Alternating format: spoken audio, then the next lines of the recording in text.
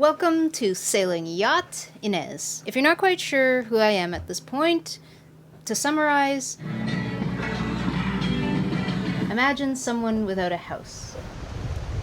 Or rather, imagine someone without a conventional house, who was kindly gifted a vessel that is made of much more robust materials than, say, a cardboard box or a tarp, and who was very generously gifted materials that are much more strong than, say, glue and tape. My husband and I have been working together for several years to patch up this floating home to be able to travel the world. Sometimes, when we are not doing absolutely necessary repairs on this boat in exotic places, we are actually sailing the world. Sometimes. We're currently up the beautiful river here in Guatemala. Well, actually, Robbie's not here in Guatemala. He took a trip up north, starting on the bus. He traveled to Guatemala City. He traveled to Mexico, all the way to Tapachula, where we were before with our previous vessel, and then traveled to Mexico City by bus. This took several days. And then when he arrived in Mexico City, they stopped him and said, we're not selling bus tickets to foreigners from here on, which is pretty weird. That's the first time we've heard that before. We've taken the bus across Mexico before with our sailboat rigging, and we're trying to figure out what is happening. I'm sure this has something to do with the political situation of trying to stop migrants from making their way across Mexico and up to the U.S. border. So anyways, he couldn't get a bus ticket. With much effort, he got a plane ticket to Hermosillo, which is almost up there at the border. And from Hermosillo, we tried to book him on Valeris. Now, we've only had trouble with this airline company, only trouble. Last time we booked a flight with them, the exact same thing happened as this time. He showed up at the airport, they had dropped him from the flight, and then wanted him to book a more expensive flight on the spot. We bought him tickets the night before. He tried to check in. We couldn't check in online. Tried calling the airline company. You don't talk to a human being. The robot assured him that the flight was on time and everything was normal. And then when he showed up very early in the morning to the airport on time, he was told he was not on the flight. And they tried to blame it on us and tell us that the payment didn't go through or that it's our fault somehow. But in fact, we're sitting there with a receipt that says everything's booked, everything's paid, and everything's normal. They just wanted him to, on the spot, buy a more expensive flight. So we decided he's not going to do that. He's going to try again at the bus station. Somehow, with real smooth talking, he was able to get bus tickets up to San Diego, up to Tijuana, cross into the U.S., finally take an Amtrak up to the boat where he would be delivering. Well, actually, that boat, Rage, we delivered a couple years ago together down to Baja. No, in the exact same slip was the new catamaran, in the same slip that Rage used to be in. He found the catamaran which he would be helping to deliver to Hawaii. So I've been keeping track. I've been watching him on his way to Hawaii. They made great timing to start out, and there was great weather, and they found the perfect wind and seas out there. But then they started to slow down. They had to search for more wind as they approached the Pacific High. They wanted to sail most of the way. So in the middle of their journey, this 60-something foot catamaran was traveling only an average of 4.5 knots or 5 knots for several days. They did find wind slightly further south, and then I think they wanted to also pick up speed as this big front was really kicking up seas way up north of them. Eventually they neared the islands and I calmed down. In the same period of time, I also had an opportunity to take a small boat trip, not quite as far as Hawaii, not as much work as Hawaii, but from here to the Bay Islands. I wanted to take this opportunity to see what it's like when we bring our own vessel Inez over to the islands. I asked my neighbor here to look after Choco, to make sure he's fed, and then made my way over to Terry's vessel. Bye, Choco. See you later. Hi, Terry. Hello. No, not you. Not you, Choco. Take care of the boat, Choco. Asperida was built in the Netherlands in 1967 as a research project for the Institute of Metallurgy at Alabama University, with the goal of finding the perfect material for boat building. There's a nice little nav station here, right as you enter. Sorry, I pulled out my big camera. I didn't mean to No. So the particular thing about this boat that I couldn't believe when you told me what the material it was made of is what?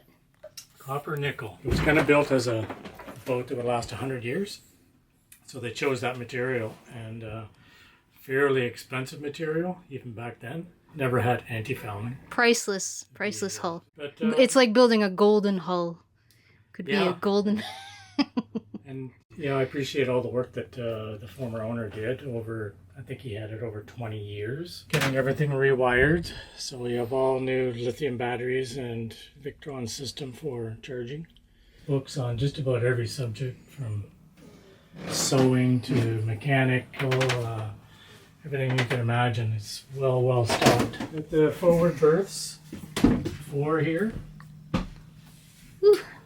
And, big head. You can see a lot of work is in progress. Got the ceiling. Yeah, from where you'll be hanging out. One of the 2 of these bunks, or pick anywhere you want, really. Ooh. There's more and more storage everywhere. Yeah, and the forward head. Look at the woodwork too, hey? Like that. And got a washer and dryer. Don't know if it works. Interesting thing on this boat is it was kind of built for long voyages, so he's got It's a diesel one, yeah. Got a fridge and a freezer. It's all been refurbished and working really good. The envy of most boaters is the engine room. If you look in here, there's just a crazy amount of room. Oh yeah, look at that. This is like the size of my entire saloon, 6 feet up. And how many horsepower did you say? I think it's 140. Woo! It's a turbocharged 6-cylinder, so there's a fairly decent generator here. It's got a wonderful fuel cleaning. Yeah, I see that. Kind of polishing units he's got there, and a water filtration. He's got a water maker on board. It's not fully running yet. In the aft cabin. Captain's quarters, yeah, there's a lot of work in progress. So the plan was to take Asperida out for a spin, kind of like a short shakedown voyage, to test the systems and to get her away from the dock for a bit because she'd been tied up to this one spot for so long. I felt the need to walk the decks systematically and to check around because for the next 24 hours, I would be completely in her hands, so to speak.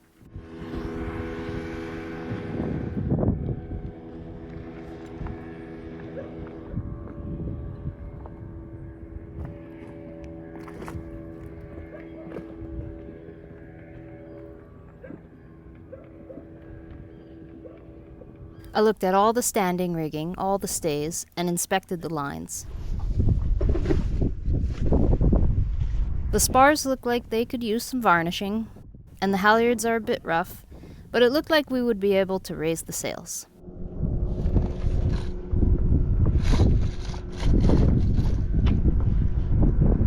For the sheet for the mizzen is one of these double track system. You pull the sheet over this way, or you pull the sheet over that way. And we got the main sheet.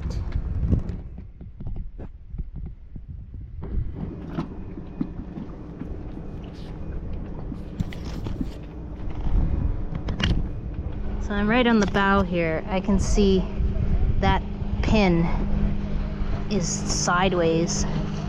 It's not properly fitted. It's not properly fitted so that the pin goes in nice and straight and is snug in its hole. If it's twisted like this, that means it can move around technically. It was absolutely worth doing this visual inspection because I found one tiny detail that would have made all the difference. Not this small dangly metal piece. Okay, sounds a little weird. But this. So missing a cotter pin here, and I would flip that over onto that side so it can't fall out. It can fall out as it is. Very easily. This pin belonged to the main mast's backstay. Luckily, there was a collection of bits and bobs on board to temporarily correct this small issue.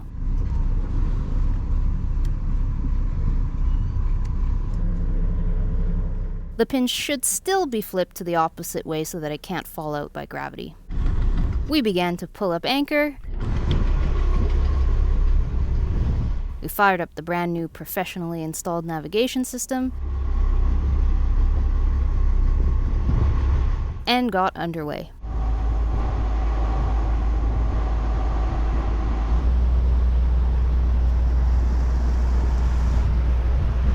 The beautiful Rio Dulce feels like my neighborhood now.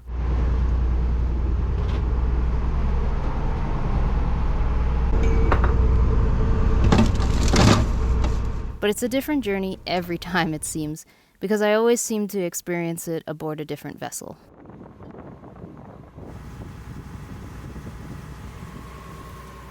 Lots of current in this corner. The current was no issue aboard mighty Asperida.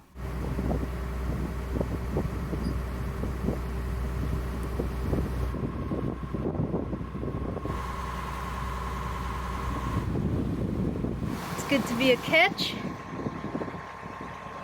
Because of the low-lying wires at the entrance of the river. It's always nerve-wracking to go under these power lines. Are you happy? Happy now. Start winding. After a brief checkout in Livingston, we stowed the dinghy with some complication. My arms are not long enough to do both at the same time. This system would cause us some issues later. And then it was time to cross the bar. We're still moving. Without any water beneath her keel, which is always a tense feeling. We'll get more towards his waypoints and we'll do better and better. The boat slithered her way across the shallow bar like a mud skipper.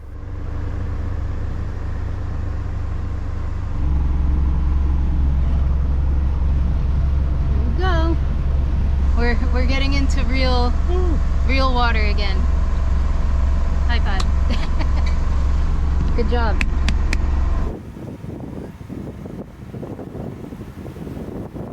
Very quiet on board so far. Just following a cruise ship to Utila. There were also many ships on standby as we approached the halfway point at Puerto Cortes, Honduras. Yeah, it's pretty chill. There's not a lot of traffic. Well, not a lot of moving traffic anyways. There's a lot of cargo vessels just anchored or on standby, sitting outside of the harbor. Yeah, we're just chugging along. Asperida's very fast with her very strong big engine. I'm not used to just being able to chug along like this. Through the small squalls, every couple of, every 20 minutes there's a little bit of rain. And then there was a lot of rain, a burst of wind, and dinghy davits swinging freely. The moving davits were trying to throw the solar panels off like a bucking horse. And Terry scrambled to tie it all down so that he would still have solar panels in the morning. My 6 a.m. alarm announced that we were nearly arriving at the island. It was also very bumpy and rainy.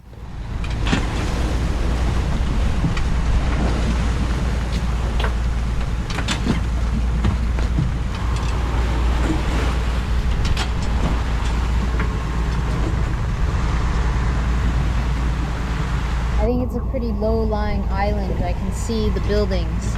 I see the buildings before I see the island itself.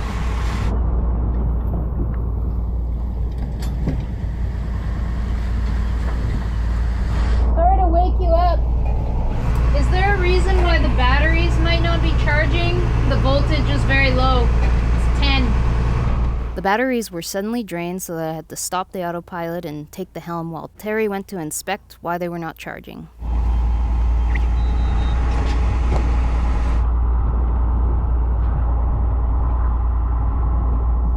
And that is the reason why I do not like the idea of solo sailing whatsoever, as seasickness quickly took a toll on him when he was troubleshooting the problem. But we were also an hour or so away from anchoring at our destination, and the seas were finally becoming calm again. We have arrived. We made a circle in the harbor and anchored right in front of the ferry terminal where the port captain's office also is. Battery slid out of place. caused a battery outage. Ooh, it was rocky and rainy. But now I've got the spread to make it all make up for it. Chocolate, grapes, cider. Oh my god, this is the hardest part of the trip. Can't open my cider bottle.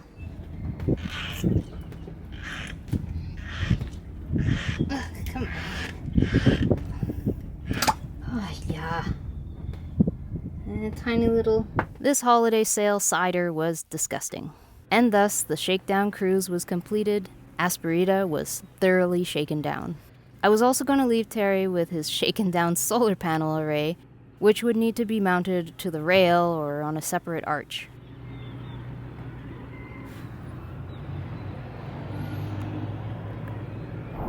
And then we landed on Utila's shore to do the usual formalities. Wait for Lord. Who knows? Who knows about anything here?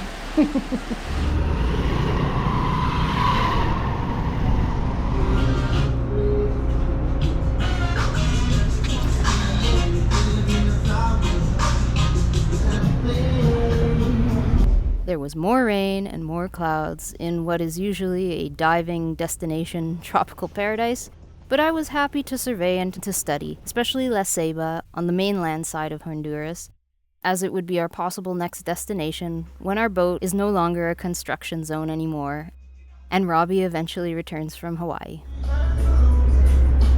I hopped on a minibus and noticed that Honduras has larger roads and more development of American fast food chains than Guatemala.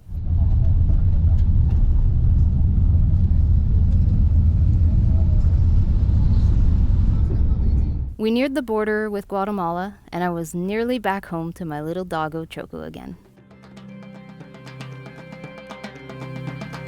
Robbie, Choco, and I think of ourselves as probably the third little pig in the famous parable about pigs building houses. Obviously, the difference is that we don't build our home from bricks, tend to use fiberglass related materials. And also a very important difference we realize is we could not have gotten the materials, we could not have gotten the boat itself without the help of our viewers, our supporters. So thank you as always for that, for making these videos possible. Also, after I returned home from the trip, Terry brought the mighty Asperida back to Rio Dulce, and she is now for sale. I believe he thinks the boat is just too much boat for single handing, and she's perfect for someone or some people out there who are looking for a big sturdy adventure. Someone or some people who never want to buy anti-fouling ever again for whatever sailboat they have. This is the one. Check out right below this video the link to see more about the vessel, and thank you as always for watching. We'll see you next time.